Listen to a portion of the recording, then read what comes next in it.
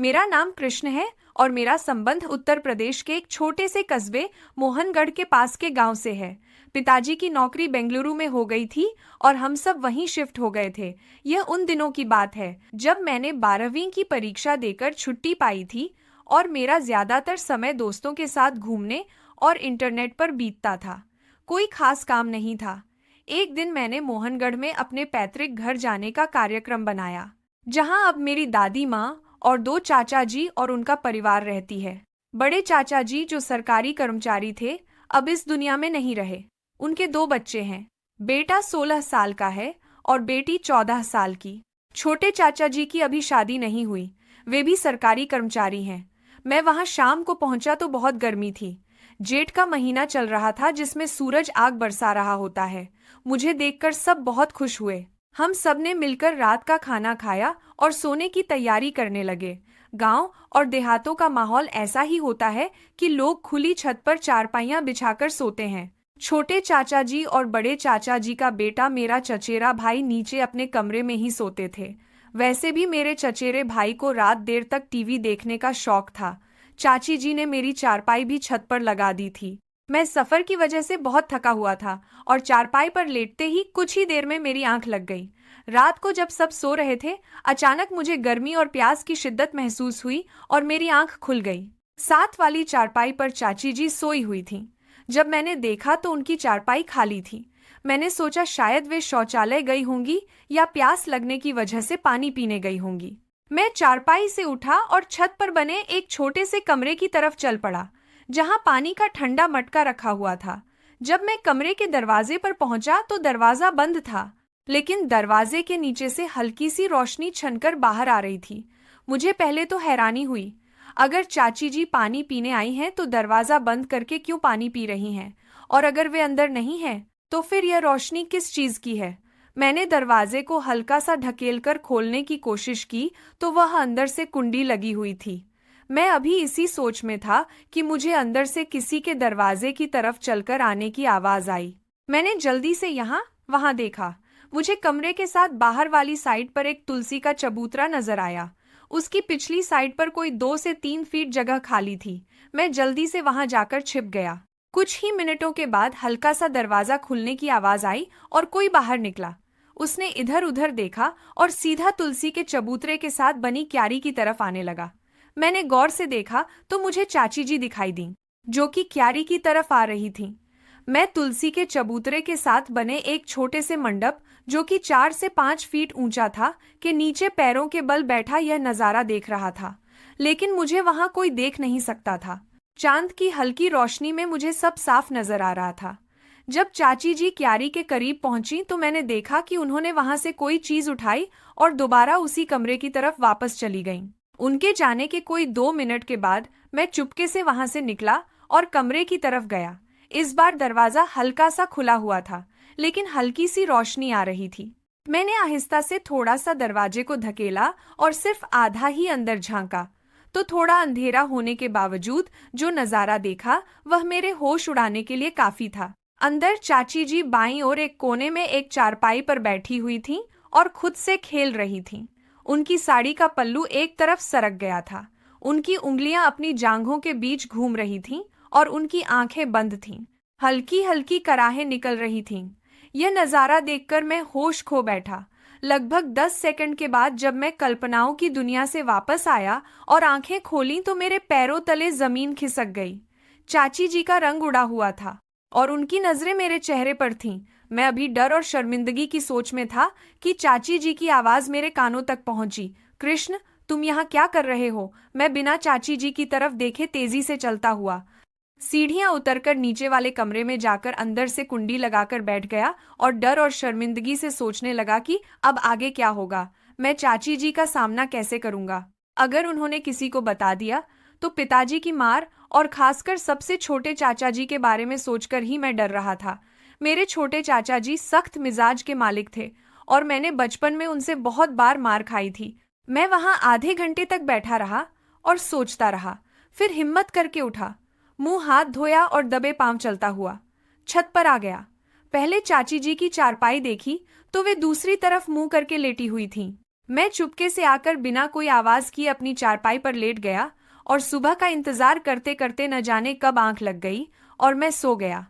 सुबह करीब 9 बजे का वक्त था जब मेरी चचेरी बहन ने मुझे आकर जगाया कि कृष्ण भैया उठो, दादी माँ और माँ नीचे नाश्ते के लिए बुला रही हैं। मैं अचकचाता हुआ उठा और सीधा शौचालय में घुस गया। नहा धोकर नाश्ते के लिए सबके साथ बैठ गया। दादी माँ और बच्चे भी नाश्ता कर रहे थे। छोटे चाचा जी अखबार पढ़ रहे थे और साथ साथ नाश्ता भी कर रहे थे और चाची जी रसोई से चीजें लाकर नाश्ता लगा रही थीं। मैं चोरी चोरी चाची जी की तरफ ही देख रहा था। जब नाश्ता लग गया तो चाची जी भी आकर नाश्ता करने लगीं। जब मेरी और चाची जी की नजरें मिलीं तो हम दोनों ने फौरन नजरें चुरा लीं। हम दोनों एक दूसरे से नजरें नहीं मिला पा रहे थे। मैं बार बार चाची जी की तरफ देख रहा था। अचानक चाची जी ने मुझे गुस्से भरी नजरों से देखा तो मैं डर गया और मुंह नीचे करके नाश्ता करने लगा। एक अजीब सा डर दिल में था कि चाची जी ने नाश्ते के बाद अगर चाचा जी को बता दिया तो मेरी खैर नहीं है। आज इसी सोच में निवाला गले से मुश्किल से उतर रहा था। मैं इन्हीं सोचों में गुम था कि छोटे चाचा जी बोले, बच्चों बस्ते उठा लो, स्कूल जाने का समय हो गया है। और मुझे कहा, कृष्ण बेटा शाम को ड्यूटी के बाद तुमसे बातें करेंगे। मैंने बस इतना ही कहा, जी चाचा जी, और वे कुछ ही मिनटों के बाद बच्चों के साथ चले गए। दादी माँ अपने कमरे में चली गईं और चाची जी बर्तन उठाकर रसोई में रखने लगीं। मैं भी चुपके से उठा और टीवी वाले कमरे में बैठकर टीवी देखने लगा। टीवी में खास मन नहीं लग रहा था। बार बार एक ही बात दिमाग में आ रही थी कि अभी तक चाची जी ने चाचा जी को रात वाली बात नहीं बताई है, लेकिन वे चाचा जी को किसी भी वक्त बता देंगी तो फिर क्या होगा। बस यही डर मुझे खाए जा रहा था। रसोई से चाची जी के बर्तन धोने की आवाज आ रही थी। फिर कुछ देर बाद मैंने देखा कि चाची जी पूरे घर में झाड़ू लगाने लगीं, पहले आंगन में फिर बाकी कमरों में भी। जब वे टीवी वाले कमरे में आईं और मुझे थोड़ा रूखे अंदाज में बोली, कृष्ण बाहर जाओ, मुझे कमरा साफ करने दो, सफाई के बाद बैठकर टीवी देख लेना। मैं खामोशी से उठा और बाहर आंगन में पड़ी चारपाई पर आकर बैठ गया। फिर कुछ देर बाद मैंने देखा चाची जी टीवी वाले कमरे से सफाई करके अपने कमरे में चली गईं और मैं फिर टीवी वाले कमरे में आकर बैठ गया और टीवी लगा लिया, लेकिन दिमाग कहीं और था। थोड़ी देर बाद मैंने कमरे की खिड़की से देखा कि चाची जी अपने कमरे से निकलकर दूसरे कमरे की तरफ जा रही हैं और कमरे में दाखिल होकर अंदर से दरवाजा बंद होने की आवाज आई। मेरे दिल में फिर शैतान ने दस्तक दी और मैं रात वाले वाक्य के बारे में सोचने लगा। अचानक मैं वहां से उठा और उस कमरे की तरफ चलने लगा और कमरे के दरवाजे के पास पहुंचकर मैं दरवाजे के अंदर देखने की कोशिश करने लगा, लेकिन दरवाजा लोहे का बना हुआ था और उसमें कोई खास ऐसी जगह नहीं थी जिससे अंदर देखा जा सकता था। मैं अंदर देखने के लिए जगह तलाश कर रहा था। यकायक मुझे जहां दरवाजे का ताला था उसके बिल्कुल नीचे एक छोटा सा सुराख नजर आया। मैंने फौरन वहां आंख लगाई और अंदर का नजारा देखकर खुश हो गया कि चाची जी फिर से वहीं कर रही थीं। उनकी साड़ी ऊपर उठी हुई थी और उनकी उंगलियां तेज गति से हिल रही थीं। उनके मुंह से हल्की हल्की कराहें निकल रही थीं। मैं इस नज़ारे में मग्न था कि चाची जी नीचे बैठ गईं और उनका मुंह तो पहले ही दरवाजे की तरफ था और मुझे ऐसा लगा कि उन्होंने मुझे सुराख से देखते हुए देख लिया है। वे इस वक्त बिल्कुल सुराख की तरफ देख रही थीं। मेरी तो उस वक्त हालत खराब हो गई और मैं वहां से भागता हुआ दादी माँ के साथ वाले कमरे में जाकर दरवाजा बंद करके बैठ गया और डर से पागल हो गया और सोचने लगा कि ये मैंने फिर क्या गलती कर दी है। अब तो मेरी खैर नहीं है और चाची जी आज जरूर चाचा जी को बताकर रहेंगी और आज मेरी शामत आएगी। मैं इसी कशमकश में बैठा हुआ सोच रहा था कि आगे क्या होगा मेरे साथ। थोड़ी ही देर बाद मुझे उस कमरे का दरवाजा खुलने की आवाज आई और फिर किसी के कदमों की आवाज आहिस्ता आहिस्ता मेरे कानों में गूंजने लगी और वह आवाज जिस कमरे में मैं बैठा हुआ था उसके नजदीक आती हुई महसूस हो रही थी और मेरे दिल की धड़कन तेज हो रही थी।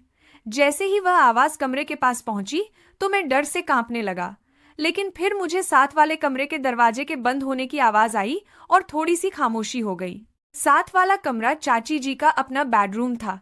मैंने हिम्मत की और आहिस्ता से चलते हुए कमरे के दरवाजे का ताला खोला जिसमें मैं बैठा हुआ था और थोड़ा सा खोलकर बाहर देखा तो साथ वाला कमरा बंद था। मैं थोड़ा सा सुकून में आया और वापस दरवाजा बंद करके अंदर कमरे में आकर बैठ गया था और दरवाजा बंद नहीं किया और चारपाई पर बैठकर सोचने लगा कि अगर चाची जी मुझसे खुद बात करती हैं तो आगे से क्या जवाब दूंगा, और अगर वे शाम को चाचा जी को बता देंगी तो कैसे बच सकूंगा। मैं इन्हीं सोचों में गुमसुम बैठा था। कोई आधे घंटे के बाद यकायक मुझे मेरे कमरे का दरवाजा खुलने की आवाज आई और मैंने मुंह उठाकर देखा तो सामने दरवाजे पर चाची जी थीं और उनको देखकर मेरा रंग पीला पड़ गया। वे कमरे में दाखिल हुईं और दरवाजा बंद कर दिया और चलती हुईं। मैं जिस चारपाई पर बैठा था उसके सामने वाली चारपाई पर आकर बैठ गईं और थोड़ी देर के लिए खामोश हो गईं। मैं डर से उनसे आंखें नहीं मिला सकता था, इसीलिए मैं मुंह नीचे करके बैठा हुआ था। कोई 1 मिनट की खामोशी के बाद चाची जी की आवाज मेरे कानों में गूंजी। उन्होंने कहा, कृष्ण, तुम आखिर ऐसा क्यों कर रहे हो? शर्म नहीं आती? तुम रात को भी बिना इजाजत मेरे कमरे में आ गए और आज दूसरे कमरे में भी यही हरकत की है। मैं तुम्हारी चाची हूँ और तुम मुझ पर गंदी नजर रखते हो। मैं बस उनकी बातें सुन रहा था, लेकिन आगे से जवाब देने की हिम्मत मुझ में नहीं थी। उन्होंने फिर सख्त लहजे में कहा, जवाब दो, आगे से बोलते क्यों नहीं? मैं अब उनको क्या जवाब देता? गलती मेरी अपनी थी। फिर चाची जी बोली, आज मैं तुम्हारे चाचा जी को शाम को बताऊंगी कि तुम अच्छे लड़के नहीं हो, ताकि वे तुम्हारे दिमाग से यह ख्याल निकाल सकें।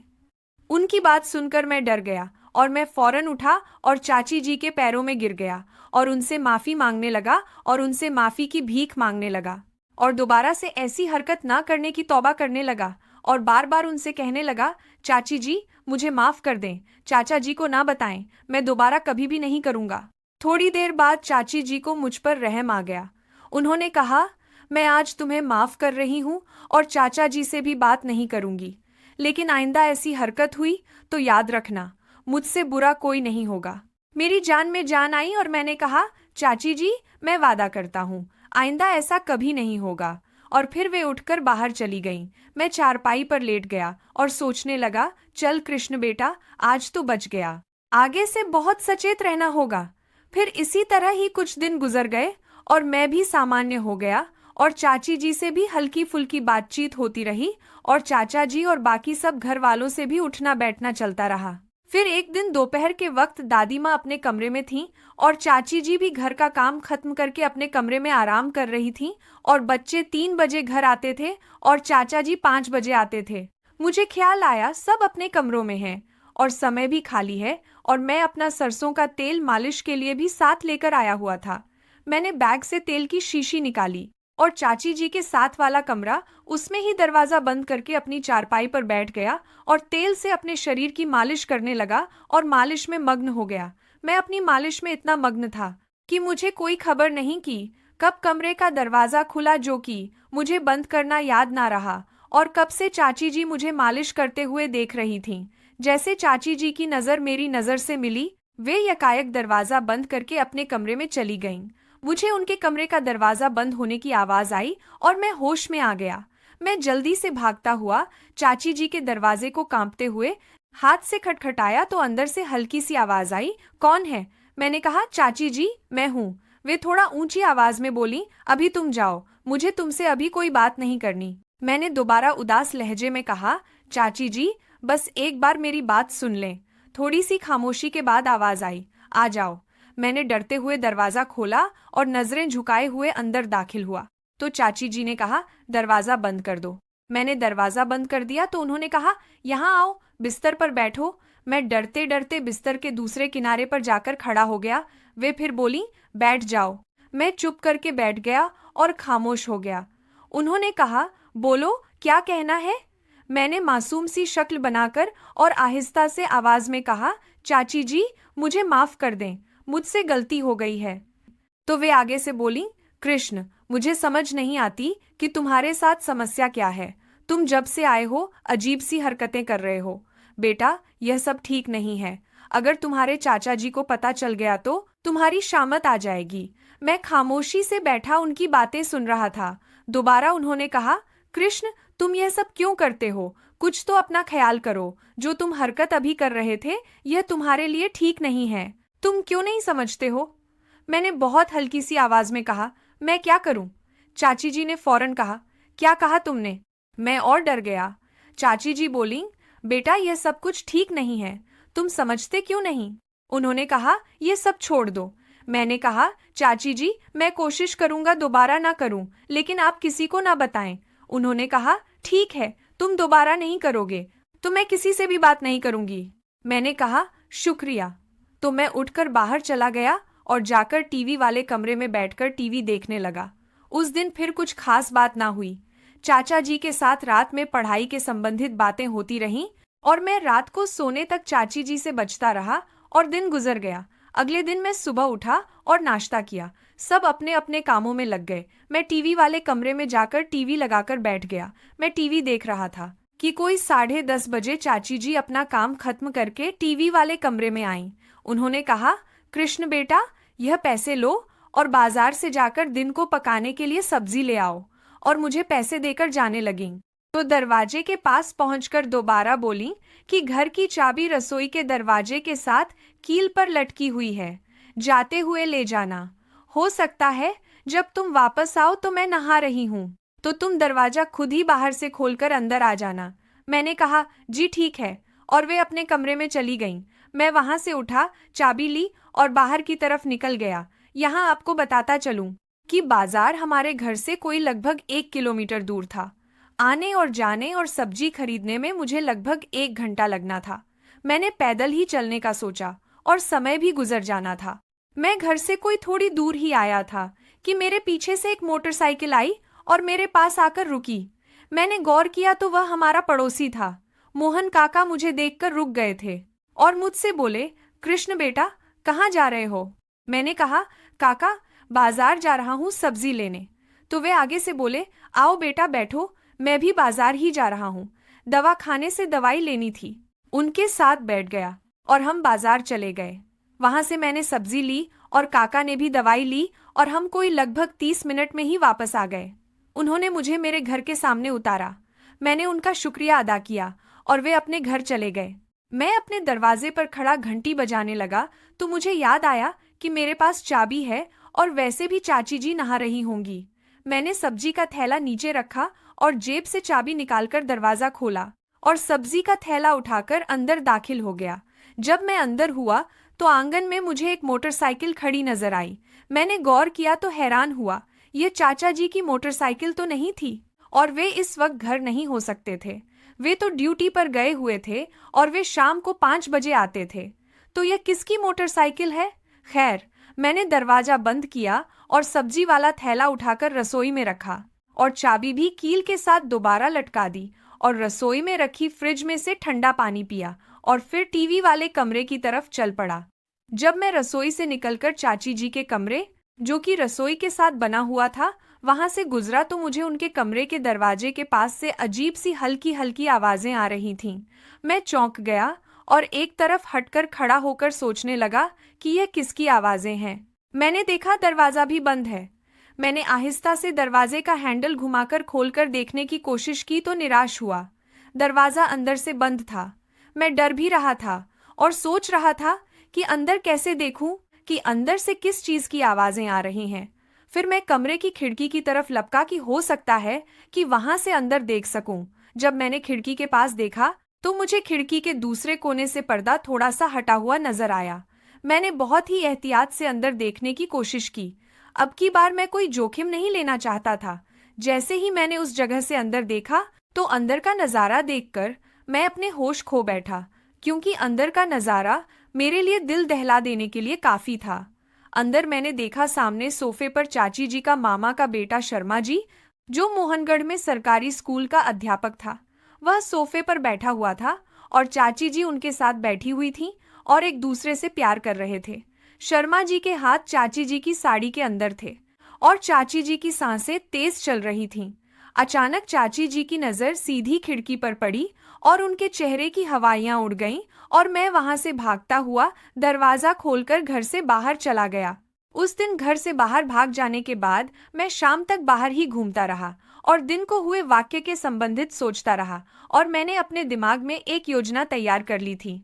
फिर शाम को घर आ गया और घर के दरवाजे पर आकर घंटी बजाई और थोड़ी देर बाद मेरे चचेरे भाई ने दरवाजा खोला। मैं घर में दाखिल हुआ और सीधा शौचालय में घुस गया और ताज़ा दम होकर चुपके से टीवी वाले कमरे में आकर टीवी लगाकर बैठ गया। मुझे अब चाची जी का डर नहीं था।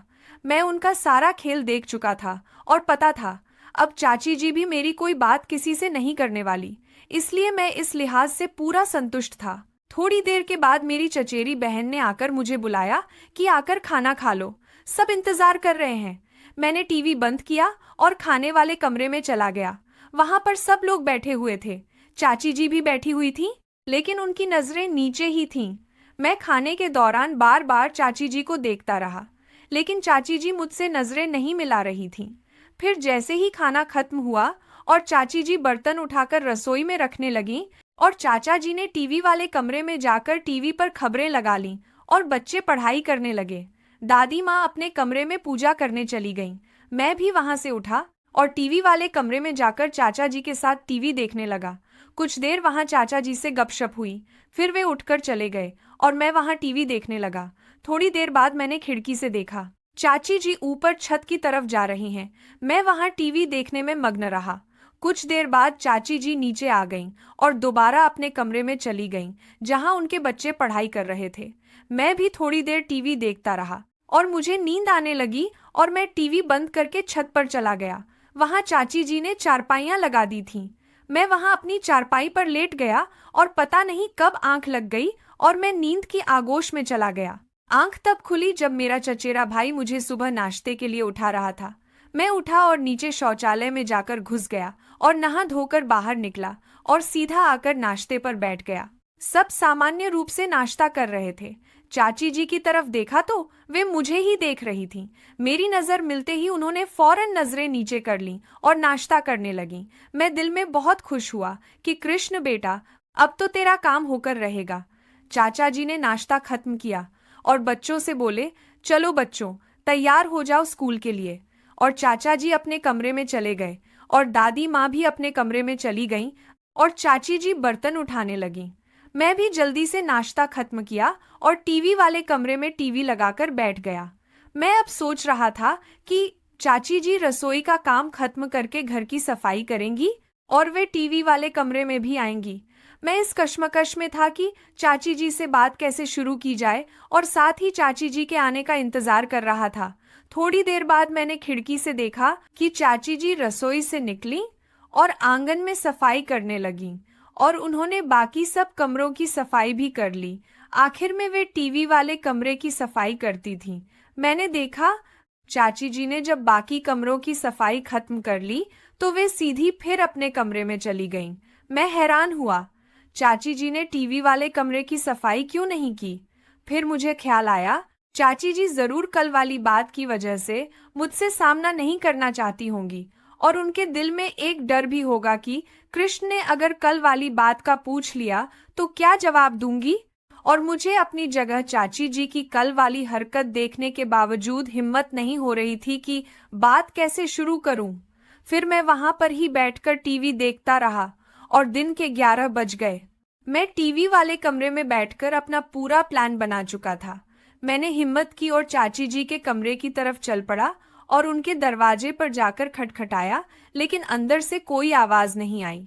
मैं 2 मिनट तक इंतजार करता रहा, लेकिन कोई अंदर से आवाज नहीं आई। फिर मैंने दरवाजे को हल्का सा ढकेला तो दरवाजा खुल गया। मैंने आराम से दरवाजा खोलकर अंदर दाखिल हुआ तो सामने देखा चाची जी अपने बिस्तर पर बैठी हुई थीं और मुझे देखते ही उनका रंग पीला पड़ गया और बहुत आहिस्ता और कांपती आवाज मेरे कानों में आई, क्या काम है?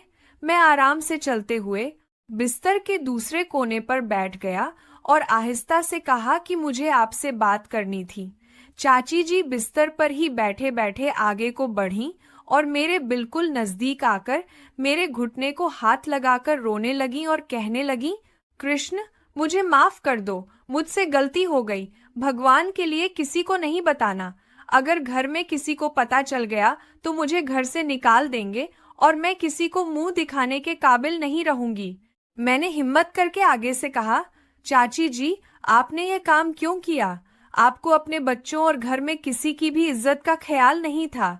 वे और रोने लगीं और कहने लगीं, कृष्ण बेटा, मैं भटक गई थी। भगवान के लिए मुझे माफ कर दो। मैं आइंदा दोबारा यह काम कभी नहीं करूंगी। मैंने फिर कहा, चाची जी, अगर मेरी जगह चाचा जी होते और आपको यह हरकत करते देख लेते तो फिर आपका क्या हाल होना था, ये आपने सोचा है? चाची जी ने फिर घुटने पकड़ लिए और कहा, कृष्ण, अब तक उनको नहीं पता और ना ही उन्होंने देखा है, और भगवान के लिए ना बताओ। मैं वादा करती हूँ, मैं तुम्हारी बातें राज में रखूंगी और तुम मेरी रखोगे।